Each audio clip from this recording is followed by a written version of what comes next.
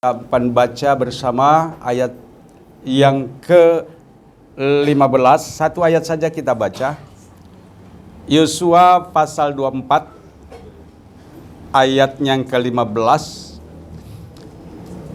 Oke, ini sudah bisa ditayangin. Puji Tuhan, kita sudah difasilitasi dengan monitor untuk kita boleh bersama-sama.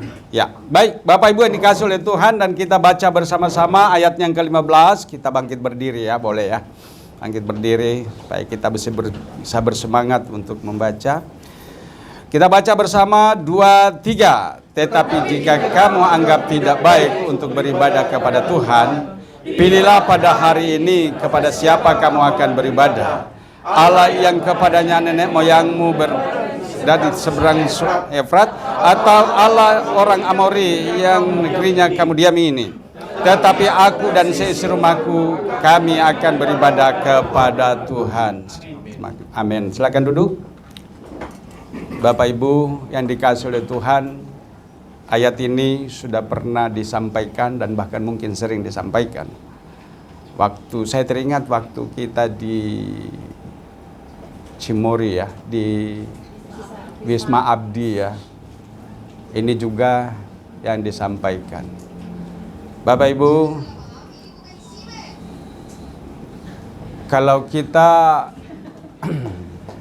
ya, Mas malum ya, sekarang sudah zamannya memang, tapi kadang-kadang kita kebablasan. Ya, Bapak Ibu dikasih oleh Tuhan, ini adalah peringatan yang Tuhan sampaikan ya lewat Yosua. Yosua adalah hamba Tuhan yang luar biasa dipakai oleh Tuhan, yang setia mengiring ya tuannya, yaitu Musa. Musa yang begitu setia menghantarkan ya, membawa umat Israel keluar dari Mesir, dari tanah perbudakan untuk menuju kepada tanah Kanaan, tanah perjanjian yang melimpah susu dan madunya ya.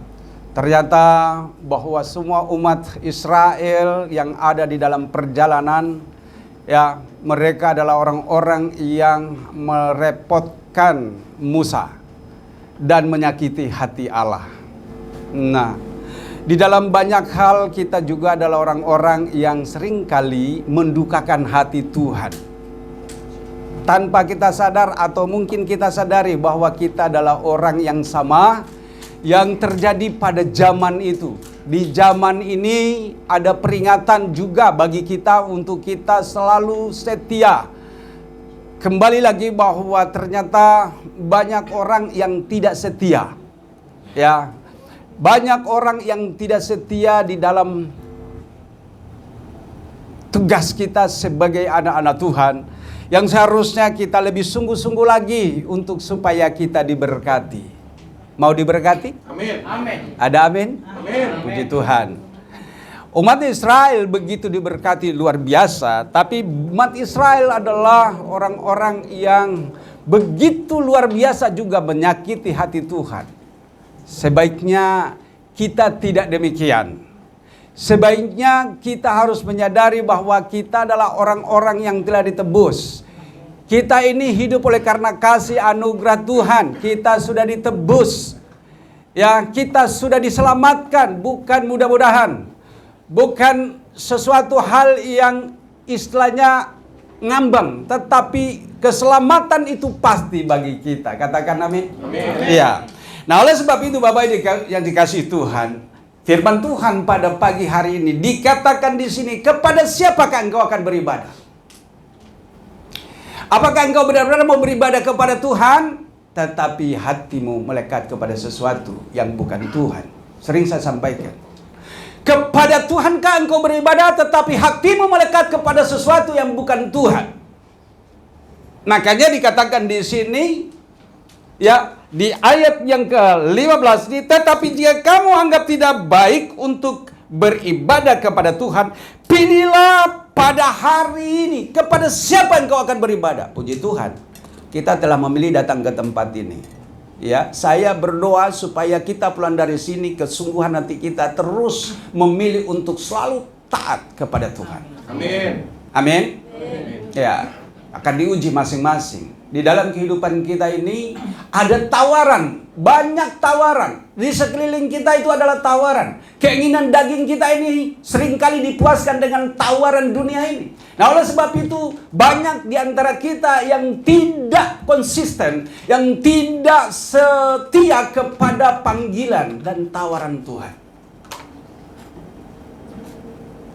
Kita harus memilih. Bukankah Tuhan itu baik? Amin. Tuhan itu setia dengan janjinya. Tadi malam di kaum imam, kami mendengarkan dua ayat dari Yesaya 46 ayat yang keempat, ayat yang ketiga dan keempat. Nah, mari kita akan melihat. Di sini berbicara tentang umat Israel yang keluar dari Mesir untuk menuju ke tanah perjanjian. Mereka adalah pelanggar terhadap firman Tuhan yang menyakiti hati Tuhan. Makanya Yosua menyampaikan kepada siapa yang kau mau beribadah. Terbukti umat Israel keluar dari Mesir, mereka adalah pembuat kejahatan. Bahkan mereka menyuruh Harun supaya membuatkan emas sesembahan, yaitu anak lembu dari emas. Dan mereka tidak tahan lagi pada saat Musa naik ke gunung Sinai untuk berbicara dengan Tuhan karena dia akan menerima pesan dari sana. Pada waktu Musa turun dari gunung, dia membawa 2 loh batu untuk umatnya, dengan di situ tertulis 10 hukum Tuhan. Tapi ternyata waktu ia turun dan dia mendengar suara yang begitu riuh, ternyata mereka sedang sibuk dengan Allah yang lain. Apa yang terjadi? Musa membanting dan menghancurkan batu itu. Tuhan marah. Hal itu terjadi sampai dengan saat ini. Kita tidak bisa pungkiri. Makanya Rasul Paulus menegaskan, matikan dalam dirimu yang segala sesuatu yang duniawi, yaitu percabulan, kenajisan, hawa nafsu, nafsu jahat, keserakahan yang sama dengan penyembahan berhala. Hari-hari ini kita senantiasa ditawarkan dengan semuanya itu, dan kita tidak bisa meleset dari hal itu. Kita tidak bisa move on dari hal itu. Ternyata itu adalah bagian daripada tawaran dunia ini, dan membuat iman kita lumpuh, tidak berdaya, tidak maju, dan tidak bersemangat di dalam mengiring Tuhan. Hanya hambatan sedikit saja kita sudah mundur. Sesuatu yang harusnya kita kejar, tapi kita tidak mampu untuk mengejarnya. Kita tidak mampu untuk melewatinya.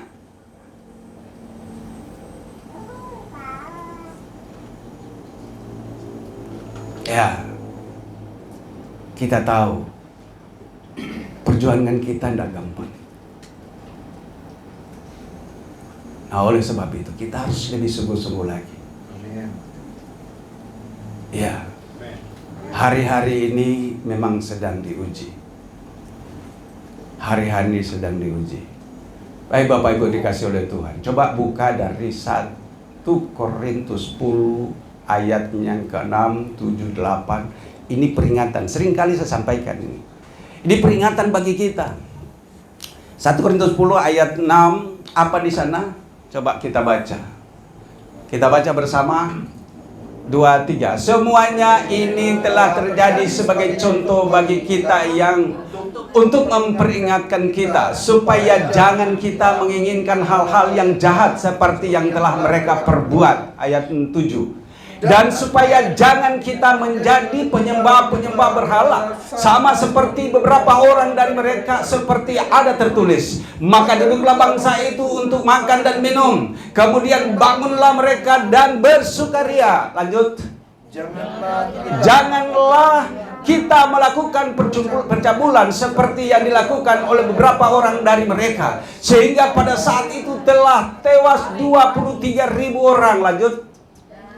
Dan janganlah kita mencobai Tuhan seperti yang dilakukan oleh beberapa orang dari mereka, sehingga mereka mati dipagut ular. Lanjut. Dan janganlah bersungut-sungut seperti yang dilakukan oleh beberapa orang dari mereka, sehingga mereka dibinasakan oleh malaikat maut. Ayat 11 terakhir. Semuanya itu telah menimpa mereka sebagai contoh dan dituliskan untuk menjadi peringatan bagi kita yang hidup pada waktu di mana zaman akhir telah tiba. Bapak Ibu yang dikasih oleh Tuhan, Paulus mengingatkan kepada kita supaya tidak seperti yang terjadi pada zaman itu. Pada zaman yang dimana umat Israel keluar dari Mesir itu menjadi contoh buat kita saat ini. Bahwa mereka dijanjikan untuk masuk ke tanah perjanjian, tanah yang berlimpah susu dan madunya. Tuhan membuktikan bahwa Dia tidak akan main-main dengan orang-orang yang tidak serius. Maka semua dibinasakan yang keluar dari Mesir, yang sudah dewasa, yang sudah memahami arti daripada kehidupan kebenaran itu, mereka mencoba untuk melanggarnya. Mereka selalu melanggar. Bahkan apa yang tulis tadi ini adalah bagian yang telah dilanggar oleh umat Israel. Sehingga Paulus menegaskan, janganlah kita mencontoh apa yang sudah terjadi. Seharusnya di depan kita berkat Tuhan yang sudah tersedia, tapi karena pelanggaran kita, sehingga akhirnya kita tidak dapatkan bagian yang kita harus miliki. Ini apa kurangnya penyertaan Tuhan. Pada waktu mereka keluar, mereka dijamin dengan makanan. Ada mana selama 40 tahun. Bahkan ditambahkan daging. Tapi mereka bersungut untuk kembali ke tanah perbudakan, ke Mesir. Karena di sana mereka sepertinya walaupun diperbudak tapi makan enak. Padahal sebenarnya melalui jalan yang mereka harus tempuh itu adalah di situ masa ujian. Nah, banyak dari antara kita yang tidak lolos dari ujian karena yang pandangan kita adalah sesuatu hanya sebatas apa yang dilihat oleh mata. Itulah yang terjadi zaman ini. Kita harus lihat bahwa Tuhan itu berjanji. Kita harus yakin dan percaya bahwa Tuhan itu berjanji, dan kita harus serius mengingatkan ke janji Tuhan. Dia mau supaya kita pegang kepada janji itu.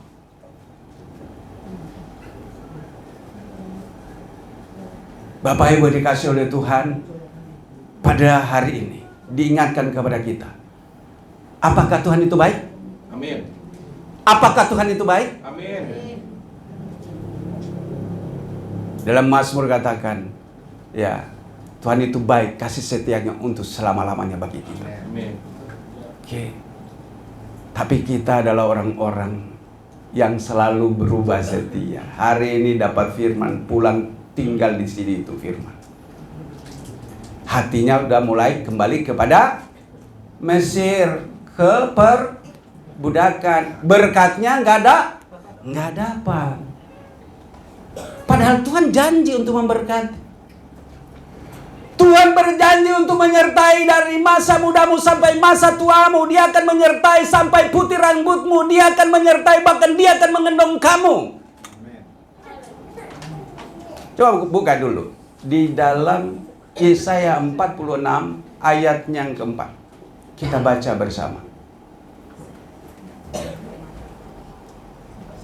Kita baca bersama. Kita baca dari ayat yang ketiga. Ya, baik. Ayat yang ketiga, baik. Kita baca bersama 2, 3. Dengarkanlah aku, hai kaum keturunan Yakub, hai semua orang yang masih tinggal dan dari keturunan Israel, hai orang-orang yang kudukung sejak dari kandungan, hai orang-orang yang kujunjung sejak dari rahim. Sampai di sini apa dimaksud yang dikatakan di situ? Dia telah mendukung kita sejak dari dalam. Dia sudah menjunjung kita sejak dari rahim. Bahkan firman Tuhan, Alkitab mengatakan bahwa engkau telah dipilih oleh Tuhan sebelum dunia dijadikan. Efesus 1 ayat yang berapa itu? Ya, ayat yang keempat, minta tolong dibuka. Efesus 1 ayat yang keempat. Iya. Kita baca bersama. 2, 3. Sebab di dalam Dia Allah telah memilih kita sebelum dunia dijadikan supaya kita kudus dan tak bercacat di hadapannya. Kita ini sudah ditetapkan oleh Tuhan, dipilih oleh Tuhan sejak dahulu kala, bahkan sebelum dunia dijadikan. Kalau tadi di dalam Yesaya 46 ayat 4 di ayat 3 bahwa masih di dalam kandungan engkau sudah dijunjung, masih di dalam rahim engkau sudah dipilih. Kita ini umat pilihan Allah. Jadi jangan melihat saat ini kita duduk di sini. Tapi Tuhan sudah menetapkan kita untuk menjadi umat yang setia. Yang harusnya hidup kudus di hadapannya. Untuk apa? Untuk supaya engkau mampu melakukan kebenaran. Tanpa kekudusan kita tidak mampu untuk melakukan kebenaran. Tidak mungkin. Firman tetap ada, tapi tidak mungkin kita akan bisa melakukan tanpa kekudusan. Dalam 1 Petrus 1 juga dikatakan di sana, belajar dari ayat 13, di ayat 16, kuduslah kamu sebab aku kudus. Maksudnya Tuhan supaya kita hidup benar untuk dimampukan melakukan kebenaran. Roh Kudus akan tinggal di dalam hidup seseorang apabila dia berlaku benar. Kalau engkau tidak hidup benar, maka Roh Kudus tidak akan tinggal di dalam kamu. Tapi kalau engkau hidup kudus, maka kebenaran itu ada di dalam kamu. Katakan amin. Siapa yang ada di dalam kita? Yesus. Siapa yang ada dalam kita? Roh Kudus. Dialah penolong yang memampukan kita untuk dapat melakukan semuanya itu. Tapi kita membandel. Ada ibadah persekutuan, kita tidak mau datang. Ada kaum wanita tidak mau datang. Ada kaum bapak tidak mau datang. Firman Tuhan harus disampaikan. Tadi malam disampaikan hal itu. Ini yang saya sampaikan dalam Yesaya 46 ayat yang ke-3 dan 4. Hanya karena hujan, saya mau sampaikan, hujan tidak akan menghambat saya untuk menempuh tujuan saya. Makanya saya sediakan, mari kita naik satu mobil untuk pergi ke tempat itu. Siapa yang datang? Sampai saya telepon. Ya, ini saya keras untuk menyatakan ini. Kenapa? Karena kau memang begitu lumpuh. Itu tugas tanggung jawab saya. Saya akan dituntut Tuhan. Karena dalam Yeskiel dikatakan, apa yang kau tahu tidak engkau tegur dan engkau tidak melakukannya, maka itu akan berbalik kepadamu. Sebagai gembala, sebagai penanggung jawab di sini, saya harus sampaikan. Biarkan saya dianggap saya keras, tapi saya harus sampaikan bahwa kalau engkau tidak hidup benar, engkau tidak akan sampai pada tujuan itu, sekalipun kekekalan sudah sediakan. Saya mau sampaikan firman Tuhan, karena memang ini adalah firman Tuhan. Saya tidak sampaikan dari kemauan saya, tapi saya mau sampaikan dari tanggung jawab yang Tuhan percayakan kepada saya. Bukankah Tuhan itu baik? Amin. Tolong buka kembali Yesaya 46 ayatnya yang keempat. Coba kita baca bersama. 2, 3. Sampai masa tuamu, aku tetap dia, dan sampai masa putih rambutmu, aku menggendong kamu. Aku telah melakukannya dan mau menanggung kamu terus. Aku mau memikul kamu dan menyelamatkan kamu. Tuhan setia sejak engkau di dalam kandungan. Sejak engkau di dalam rahim ibumu, Tuhan sudah setia. Dia sudah memilih saudara dan saya untuk jadi umat pilihannya. Tuhan telah menetapkan kita untuk menjadi orang yang diberkati. Katakan amin. Amin. Tapi kita ada di mana kita? Baik kaum bapak, kaum ibu, kaum muda. Ya, saya mau sampaikan, pilihlah mana yang kau mau pilih. Engkau beribadah kepada Tuhan yang Allah, orang yang ada di apa dikatakan, ya, kepada Tuhan. Tetapi jika kamu anggap tidak baik untuk beribadah kepada Tuhan, nih, kalau tidak baik untuk kita beribadah datang hari Minggu ini, ya pilihlah kepada siapa yang kau akan beribadah. Kepada siapa kamu akan beribadah? Allah yang kepadanya nenek moyangmu beribadah di seberang sungai Efrat, atau Allah orang Amori yang negerinya kamu diami? Bapak Ibu dikasih oleh Tuhan. Tuhan menetapkan kita. Dalam Mazmur, Tuhan menetapkan langkah-langkah orang yang berkenan kepadanya. Tapi kita memilih langkah kita sendiri. Kita memilih kemauan kita sendiri. Minggu lalu juga disampaikan hal itu. Kita memilih sesuai dengan apa yang menyenangkan daging kita. Kita memilih apa yang menyukakan keinginan kita, duniawi kita. Itu pilihan. Tuhan telah menganugerahkan keselamatan bagi kita, itu anugerah. Tapi untuk memilih, mendapatkan, untuk menikmati, untuk menerima, semuanya itu adalah pilihan. Engkau boleh memilih, boleh engkau pergi. Itu adalah ada pada kamu. Pertimbangan. Tuhan tidak akan paksakan kamu. Kalau kita mengatakan bahwa kalau saya tidak bekerja, saya tidak akan mendapatkan nafkah, itu saya kira oke. Apakah usahamu akan menambahkan sehasta saja dari apa yang kau inginkan? Kata firman tidak. Makanya Matius tertulis pasal 6 ayat 30, carilah dahulu kerajaan Allah dan segala kebenarannya, maka segala sesuatu akan ditambahkan kepadamu. Tapi kita memilih jalan kita. Lebih baik saya bekerja dulu. Saya mau ada ibadah kayak mau apa, hendak goyang. Pokoknya saya kerjakan dulu. Boleh. Karena ada orang yang berkata, dengan saya bekerja, saya juga beribadah. Saya mau sampaikan. Benar. Tapi saya mau kasih tahu juga. Firman Tuhan juga katakan, Tuhan itu memberkati orang benar itu di saat dia tidur. Mazmur 127 ayat yang kedua bagian akhir. Tetapi mereka diberkati saat tidur. 1 Korintus 2 ayat 9. Tuhan itu memberkati kita dengan apa yang kita tidak pikirkan sebelumnya. Tuhan itu memberkati kita dengan apa yang kita tidak dengar sebelumnya. Tuhan memberkati kita dengan apa yang kita tidak lihat sebelumnya. Bahkan tidak pernah muncul dalam hati. Tuhan berkati kita. Dia menyediakan bagi kita yang percaya kepadanya. Makanya kalau ada hamba Tuhan yang bersungut-sungut, berhenti untuk menggembalakan. Iya, puji Tuhan. Saya terpelihara. Ya. Saya tahu bahwa itu berat. Tapi saya tahu bahwa Tuhan selalu menanggung, menggendong. Ya. Ya, dia menggendong. Dia terus menggendong saya, dia tidak pernah melupakan saya. Di saat saya membutuhkan itu, selalu dia butuh, dia penuhi. Tuhan selalu penuhi. Saya tidak ada yang saya bisa andalkan. Iya, saya mau handal dari pelayanan saya. Itu adalah bagian dari tugas. Bukan di situ pelayanan apa yang pengharapan saya. Pengharapan saya kepada Tuhan. Sebab kalau saya mengharapkan kepada manusia, maka terkutuklah orang yang mengandalkan manusia. Karena itu tertulis di dalam Yeremia pasal ini pasal 5 ayat 13. Terkutuklah orang yang Yeremia pasal 17 ayat 5. Iya.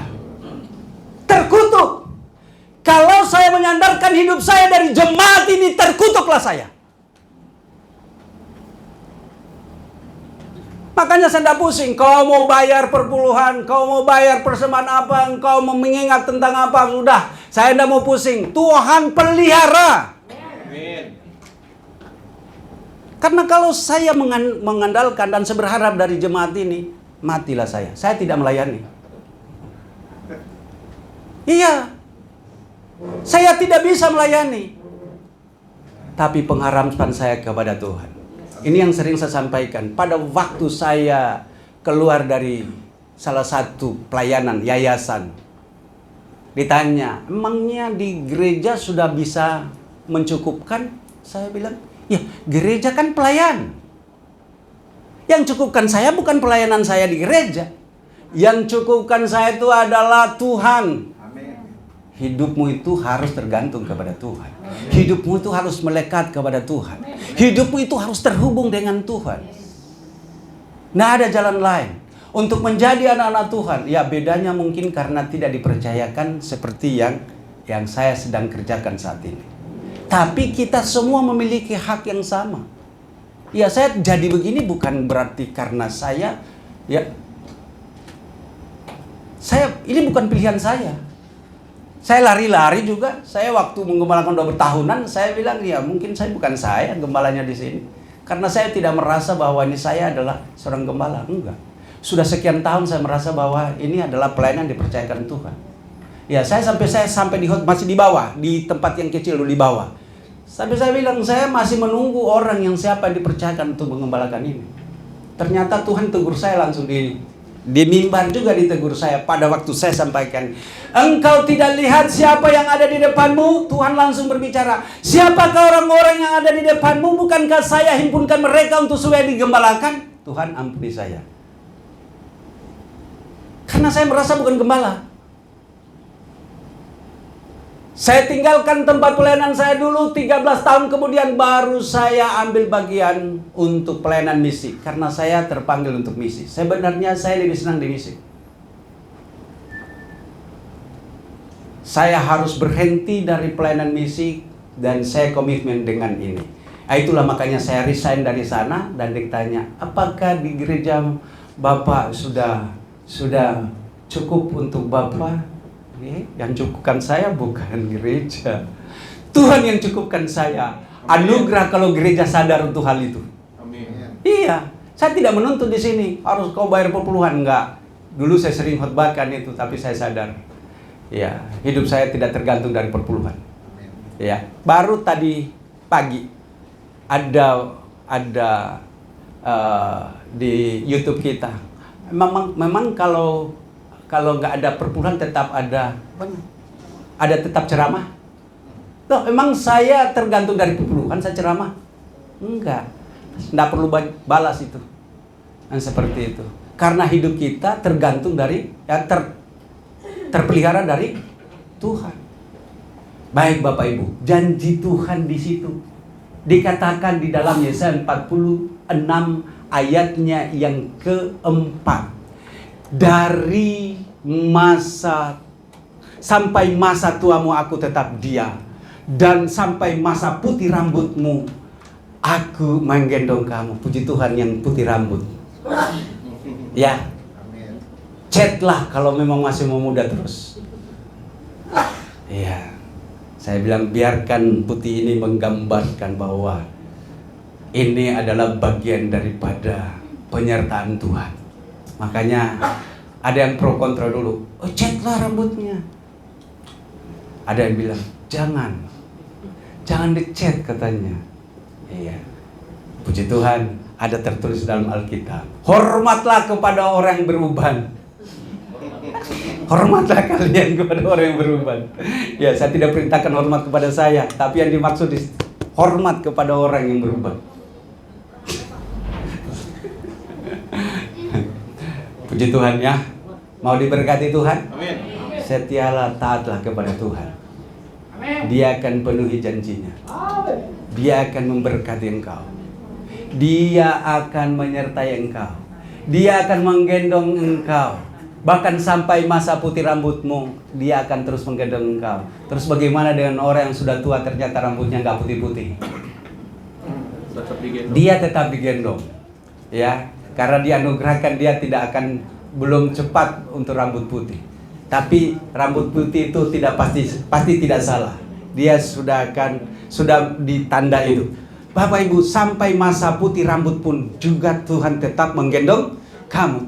Dan mau menanggung terus tanpa henti-hentinya. Kalau engkau sampai dengan saat ini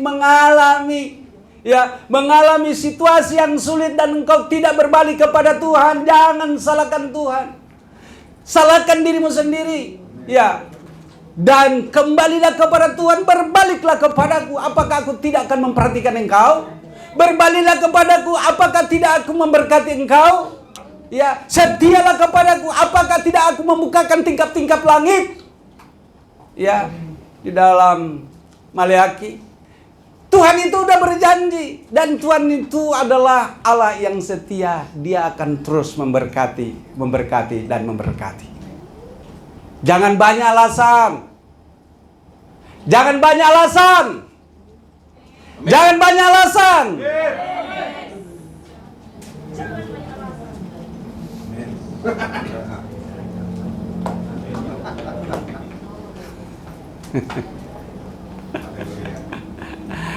Kita beralasan itu hanya karena daging kita. Ya, tapi kalau kita tahu bahwa Tuhan ternyata adalah Allah yang setia untuk menggendong, kembalilah kepada Tuhan. Ya, kembalilah kepada Tuhan.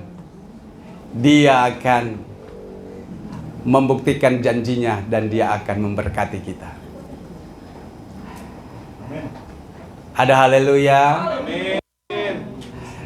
Mana yang baik?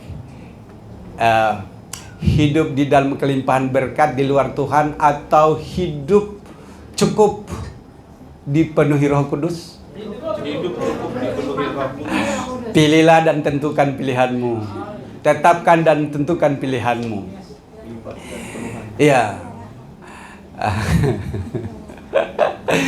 Pilihlah salah satu, mau hidup melimpah berkat tidak di dalam Tuhan, atau engkau hidup cukup dipimpin oleh Roh Kudus.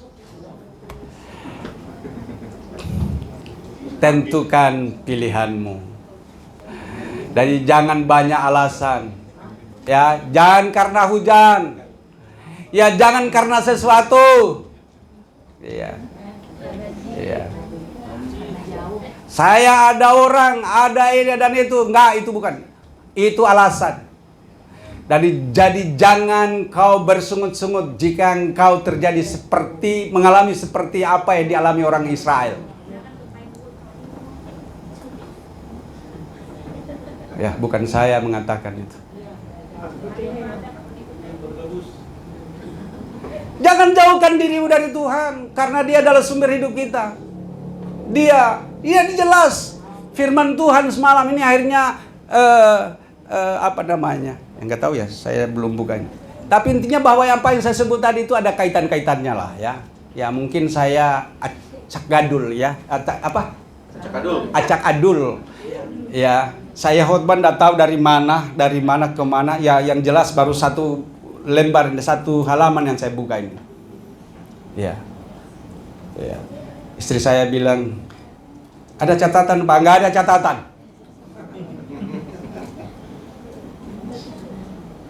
Mengalir aja lah. Ya, sesuai dengan situasi. Yang jelas bahwa Tuhan mau sampaikan hari ini bagi kita yang hadir. Amin ya. Amin. Mau diberkati? Amin. Seperti tadi yang dikatakan firman Tuhan. Nggak tahu kalau saya ulangi dari mana tadi ya. Ya sudah, yang jelas sudah disampaikan firman-Nya. Saya tidak mengada-ngada. Semua itu yang disampaikan adalah firman Tuhan. Biar kita diberkati oleh Tuhan. Amin. Amin. Dan kita akan masuk di dalam perjamuan kudus. Puji Tuhan, kita hari ini